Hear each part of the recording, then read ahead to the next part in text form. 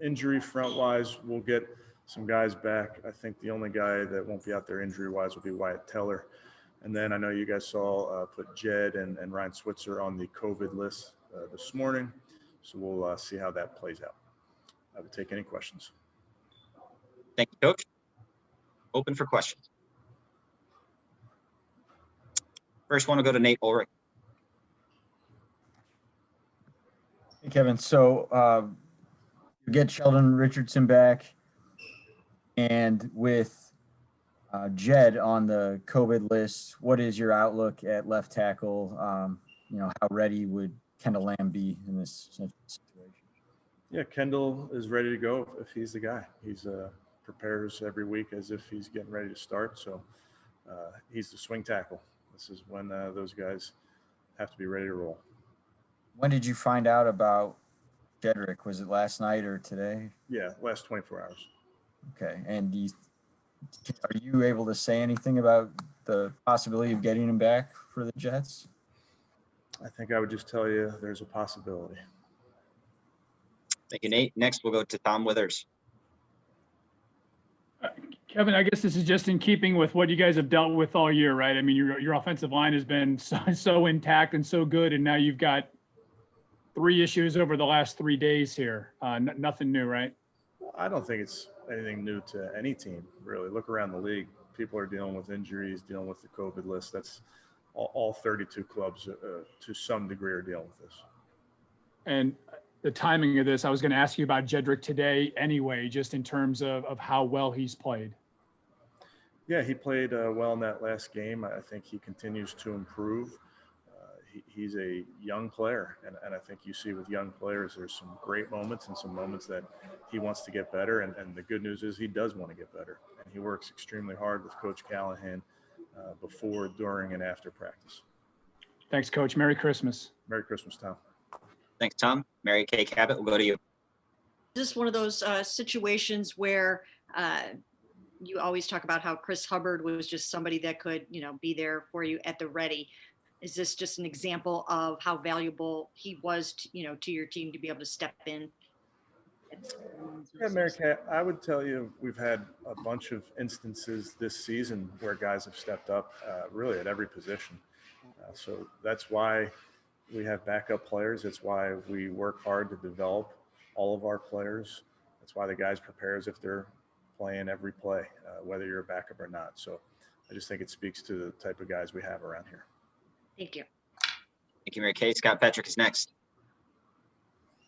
Hey, Kevin, how did Ronnie Harrison look yesterday in his first day back in practice? Yeah, looked good. Good to have him back out there moving around. So we'll see how it shakes out. Is there a chance? Joe said he didn't think he'd play Sunday, but is there a chance that he could be up? I'd say it's unlikely. Okay, thank you. Thank you, Scott. Next is Tony Grossi. Sorry. Hi, Kevin. Did you, I know there's a limited number of padded practices at your disposal. Have you been using one every week at this point? Not. Yesterday was our last padded regular season practice. So we had one left on the regular season. And just to try to be mindful of when we use them, coming off of a short week. Last week didn't use one, so just planned it out. And then you got to see how your team is. You have a plan, and then you got to take it each day and realize where your team is. But yesterday the pads were on, and I thought the guys had a really good day. So just to get into your mind a little bit, you used it prior to the Jets game, and you have none for the Pittsburgh game. What goes into making that decision one before the other? Yeah, just kind of where your team is from a injury standpoint, all those type of things, Tony. But just felt like this was the right time to do it. Thank you. Thanks, Tony. Marla, right now, you have our next question. Yeah, Coach, you guys have been doing some really cool charity things, but you part of you worry a little bit about that, just when you see these incredible donations and things they're doing. Yeah, we need to be mindful of that, Marla. We encourage our guys, obviously, to be impactful in the community.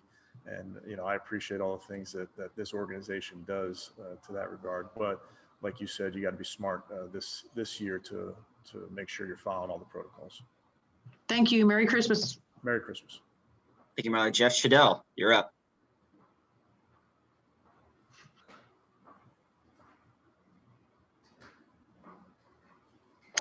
All right. Having trouble with Jeff. We'll go to Doug Maurice. Hey, Kevin, you've been answering this kind of question all year about Nick Chubb and Kareem Hunt and that pairing. And here you are almost at the end of the regular season, just big picture, how fresh they are, how healthy they are, how they've worked together, how you've used them. Just how do you feel about those two guys in your run game in game 15? Yeah, Doug, they are pretty fresh. Coming off of games, I can promise you there's bumps and bruises, and they know they've been in a game. But when you got two guys like we do, I do think it keeps those guys fresh. So I don't want to speak for either of them. They're still working hard to get in the recovery room and get their work done and take care of their bodies. But I like where they are. And from where you started when you got here to where you are now with them, is this how you always imagined it? Like this is how they would work together, or how do you think it evolved from when you first got here to now? I would say this is pretty close to how we envisioned it. I think we just have two really good players, different skill sets in their own right, but we just felt like we had 1A and 1B. Thank you, Kevin. Thank you, Doug. Jeff, do we have you available now? Hey, Kevin, sorry for those technical difficulties. I want to ask you about Jason Tarver. He seems infectious when we talk to him. So what's he like? He's infectious. That's a good word, Jeff. He's got a great temperament for that linebacker room, great energy throughout the building. The guys play hard. They're very well prepared, but Tarv brings it every day, not just game day. Thank you, Jeff. Scott Petrick, you're up. Hey, Kevin, Nick Harris was just the latest example of one of your rookies to come in and have an impact. What does that say about the front office for spotting these guys in the draft and then the coaching staff for getting them prepared? Yeah, I think it's a team effort in that regard, Scott. I think Andrew and his staff do an outstanding job, as you guys know, to identify the type of players that fit what we're about here, that fit our scheme. And I think the coaches work really hard to develop these young men. But all that being said, I think there's a 1-2 from each of these guys that wants to get better, wants to continue improving, and that really is half the battle. Thank you. Hey, Scott. Dan Lobby is next. Hey, Coach, I guess this is kind of a similar question, but when it comes to having those guys ready, I mean, how much of that burden is on those individual position coaches to kind of focus on every single guy in that room and make sure that he's ready to go? Yeah, a ton. And I think I'm very proud of our staff and how they work to get everybody ready, because ultimately you are trying to get the starter ready, but you better be developing the backup, because as we all have seen over the course of this season and any season, you are going to have injuries, and you're going to have circumstances where one guy can't go and the next man is up. So I think the coaches, the individual position coaches, have done an outstanding job of developing each and every one of their guys. Thanks. Thank you, Dan. Back to Tony Grossi. All right, Kevin, I didn't want to ask 3 questions in a row, so I have a follow-up to my follow-up about using your last padded practice. The idea of grabbing your team's attention with the Jets game, did that play into using that practice this week? No, Tony, I kind of had that slated this way for a while. It's just we had it ready, wanted to use it. Again, the guys, it looked like Wednesday practice to me, flying around, pads were popping, so that was good. Okay, and Mack Wilson, it sounded like, going back to last week, might not have had the best practice week, and that's why he was inactive. Is he had a better practice week? Yeah, I wouldn't characterize it that way at all. Okay. Just my decision in that last game. He's locked in and ready to go. Okay, thanks. Thanks, Tony. Fred Greetham, you're next. I know Conklin's showing up on the injury report, and then with Wills and Lamb, I mean, who's behind them, if need be? We have a depth chart, so we'll work through it. I think, Fred, really the concern is at practice, how do you give a good look to the defense? What does your scout team offensive line look like? That's the bigger concern right now. But we got a plan. We'll work through it. And any of the guys that are available, I trust them. Can Dunn play tackle?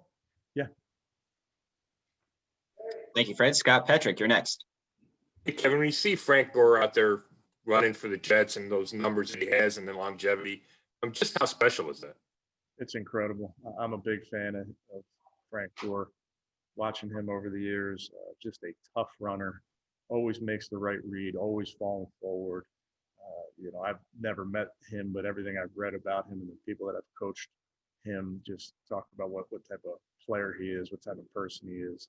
So I have the utmost respect for Frank Gore.